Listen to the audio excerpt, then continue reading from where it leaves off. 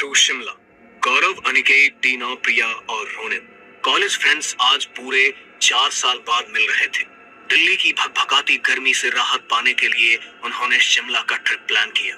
गौरव ने अपनी गाड़ी ली और वो सभी शिमला की ओर निकल पड़े। क्या यार, मैंने और प्रिया ने बोला था तुम्हें कि बस या ट्रेन से चलते हैं, और तुम लोगों को अगर गाड़ी से जाना ही था तो थोड़ी जल्दी भी तो निकल सकते थे ना। ये पहाड़ और यहाँ के रास्ते रात के अंधेरे में ठीक नहीं होते। अच्छा, रात को ऐसा क्या होता है यहाँ पर? अरे इन लोगों के वो भूत प्रेत घूमते होंगे रात होते ही यहाँ। टीना, हमें पता है तुम एक राइटर हो, लेकिन तुम्हारी इन कहानियों से हम डरने वाले नहीं हैं। हाँ हाँ, वेरी फनी। सबके साथ हंसी मजाक करते हुए गौरव गाड़ी चला रहा था। तभी रास्ते में अचानक उनकी गाड़ी बंद पड़ गई। अरे क्या हुआ? तूने गाड़ी क्यों रोक दी? रोकी नहीं है, अपने आप रुक गई। चेक करनी पड़ेगी। अरे जब तेरे खटारे में दम नहीं है तो इसे लेकर ट्रिप पर क्यों निकल जाता है? इससे तो अच्छा होता हमने कोई टैक्सी बुक कर ली होती। अब आधी रात को यहाँ पहाड़ियों में अब क्या होगा? हमसे गाड़ी में धक्का लगवाएगा क्या तू? अरे कह रहा हूँ ना, अभी चेक करते हैं, पता चल जाएगा क्या दिक्कत है। गौरव गाड़ी से निकलकर जाता है तो अनिकेत भी अपने फोन की टॉर्च ऑन करके उसके साथ बाहर आता है। गौरव गाड़ी का इंजन चेक कर रहा था, तभी पीछे से एक आदमी अपने हाथ में लालटेन लेकर उनके पास आता है। रात के इस समय तुम लोग यहाँ पर क्या कर रहे हो? तुम लोगों को पता नहीं है क्या? रात को यहाँ पर आना खतरे से खाली नहीं है। कई बार आधी रात को यहाँ एक्सीडेंट हो जाते हैं। कितने ही लोग अपनी जान गंवा चुके हैं।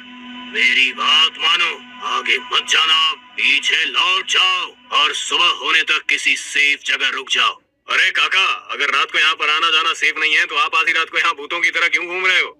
भूतों के साथ आपका कोई पर्सनल कनेक्शन है क्या कि आपको कुछ नहीं कहेंगे? अनिकेत की बात सुनकर बाकी के दोस्त ठहाका लगाकर हंसने लगते हैं। अनिकेत की बात सुनकर वो बूढ़ा आदमी गुस्से में उसे देखता है और वहाँ से चला जाता है। लेकिन पलक झपकते ही वो कहाँ गायब हो जाता है, किसी को कुछ पता ही नहीं चलता। यार टीना, बड़ी जोर से लगी है। इनकी गाड़ी तो पता नहीं कब ठीक होगी, और पता नहीं हम कब तक होटल पहुँचेंगे। चलना, झाड़ियों में चलते हैं। हाँ, जाना तो मुझे भी है, चल चलते हैं। प्रिया और टीना दोनों झाड़ियों की तरफ निकल जाती हैं। तभी उन्हें वहाँ पर किसी की दबी हुई हंसी की आवाज सुनाई देती है। किसी के हंसने की आवाज आ रही है ना यहाँ पर?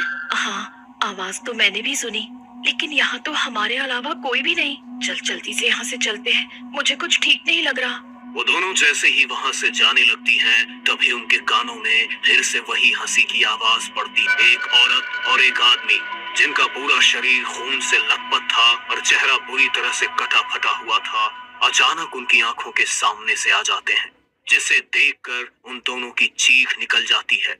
उनकी चीख सुनकर अनिकेत और गौरव झाड़ियों की तरफ दौड़ते हैं। क्या हुआ तुम्हें? तुम दोनों चिल्लाई क्यों? सब कुछ ठीक तो है ना? हाँ, नहीं, प्लीज चलो यहाँ से, ये जगह ठीक नहीं है। अरे लेकिन हुआ क्या? अभी ये सब बताने का टाइम नहीं है, प्लीज चलो यहाँ से। प्रिया और टीना अनिकेत और गौरव को गाड़ी के पास लेकर आती हैं, और गौरव अब जब गाड़ी स्टार्ट करता है तो उसकी गाड़ी आसानी से स्टार्ट हो जाती है। अरे कम से कम दोनों अब तो बताओ कि हुआ क्या था वहाँ पर? क्यों चिल्लाई थी तुम दोनों? देखो, मेरी मम्मी बोलती है कि इन चीजों को याद करके इनका नाम नहीं लेना चाहिए। वो वहाँ, एक मिनट, रोनित कहाँ है? रोनित? अरे जब हम दोनों झाड़ियों की तरफ भागे थे तो रोनित गाड़ी में ही तो था। अचानक से कहाँ चला गया? कहीं वो गाड़ी से उतर तो नहीं गया था? हम उसे पीछे ही तो नहीं छोड़ गए? गाड़ी घुमा गौरव। इससे पहले कि गौरव गाड़ी घुमाता, अचानक कुछ उनकी गाड़ी के बोनट पर आकर गिरता है।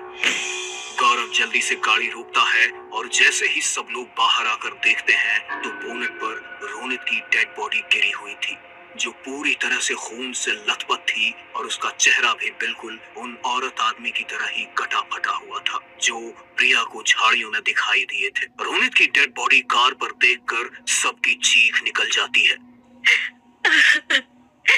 ये सब उन दोनों ने ही किया है। वो हमारे पीछे लग चुके हैं।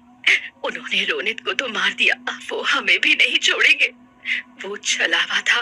मैंने मना किया था तुम्हें रात को यहाँ पर आने से, और वो बूढ़ा आदमी भी तो कह रहा था ना कि आगे मत जाओ।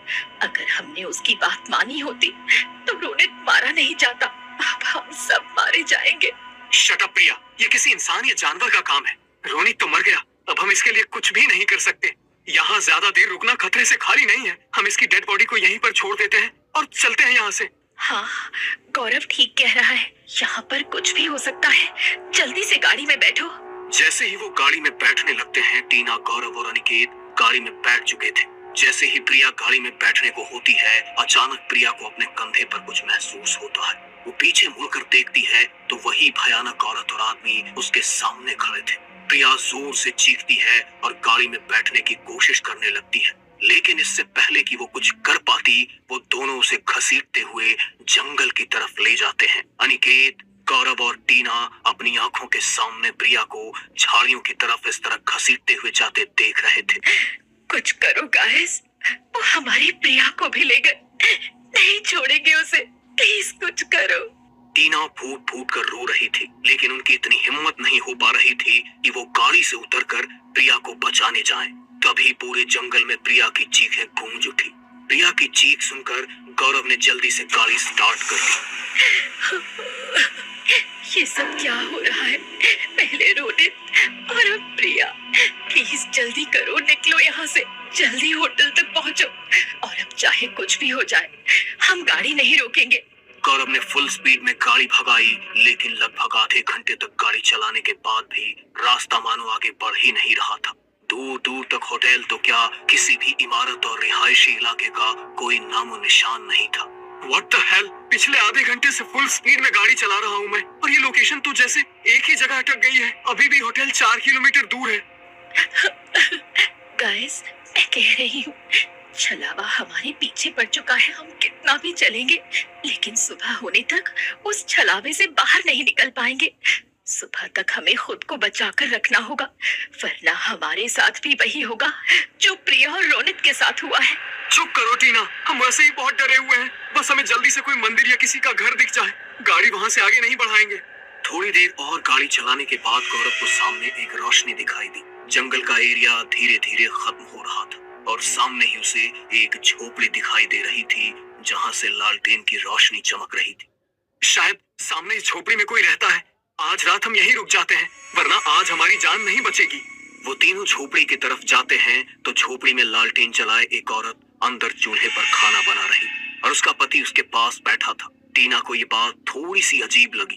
अभी रात का 1 बज रहा है और गांव में तो लोग जल्दी खाना खाकर जल्दी सो जाते हैं। रात के इस पहर तो कोई भी अपना चूल्हा नहीं जलाता, तो इतनी रात को ये लोग। अरे चुप करो तुम। सुनिए, हम यहाँ पर रास्ता भटक गए हैं। क्या प्लीज आप हमारी छोटी सी मदद कर सकते हैं? हमें सुबह तक रुकने के लिए कोई जगह चाहिए। अगर आप हमें आज रात यहाँ पर रुकने देंगे तो आपकी बड़ी मेहरबानी होगी।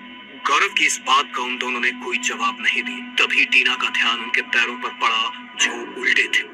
इससे पहले कि टीना कुछ कर पाती, उन दोनों ने अपनी गर्दन पीछे की ओर मोड़ी। उनका कटा हुआ भयानक वही चेहरा देखकर उन तीनों के पैरों तले से जमीन खिसक गई। वो चीखते हुए वहां से गाड़ी की तरफ भागे और गौरव ने जल्दी से गाड़ी स्टार्ट की। उन तीनों की सांसें उनके हलक में अटक चुकी थी। यहाँ कुछ भी सेफ नहीं है यार। पता नहीं हमसे ऐसी क्या गलती हो गई जो ये लोग हमारे पीछे ही पड़ गए हैं। हमें उस बूढ़े की बात मान लेनी चाहिए थी। अनिकेत ने जैसे ही ये बात बोली, तभी पीछे की सीट से उन्हें एक आवाज सुनाई दी और वो आवाज सुनकर अनिकेत और गौरव के रोंगटे खड़े हो गए। मैंने तो तुम्हें पहले ही कहा था, इस रास्ते पर आगे मत जाना साहब, लेकिन आजकल के लोग कहाँ किसी की बात सुनते हैं।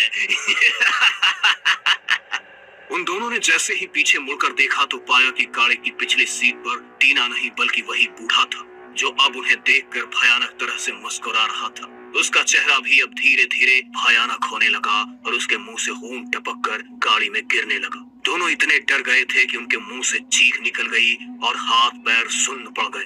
गौरव का दिमाग काम नहीं कर रहा था और वो चाह कर भी आगे गाड़ी नहीं बढ़ा पा रहा। उसने गाड़ी के ब्रेक लगाए और दोनों गाड़ी से निकलकर बाहर की तरफ भागने लगे। तभी उनके सामने वो आदमी और औरत अपनी हड्डियों को मरोड़ते हुए उनकी तरफ आने। अब हमें ये नहीं छोड़ेंगे यार, कोई चारा नहीं है अब अपने पास। हर किसी को अपने किए का भुगतान तो भरना ही पड़ता है। भूल गए आज से 4 साल पहले की वो रात। ओह नो, किसी का एक्सीडेंट हो गया।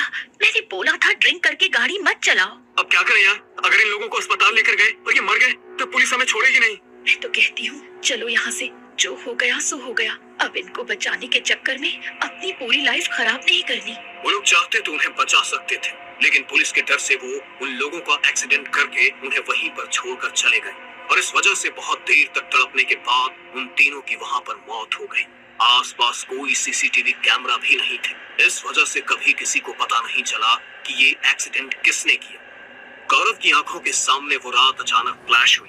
वो अपनी जान के लिए भीख मांगने लगा। वो बूढ़ा आदमी और वो आदमी और औरत उन दोनों की तरफ बढ़ रहे थे। वो अपनी पूरी जान लगाकर भागे, लेकिन तभी पीछे से उनके ऊपर हमला हुआ और वो दोनों जमीन पर गिर पड़े। थोड़ी ही देर बाद वहां चीखों की गूंज सुनाई दी, लेकिन जब अगली सुबह हुई तो अनिकेत ने अपनी आंखें खोली।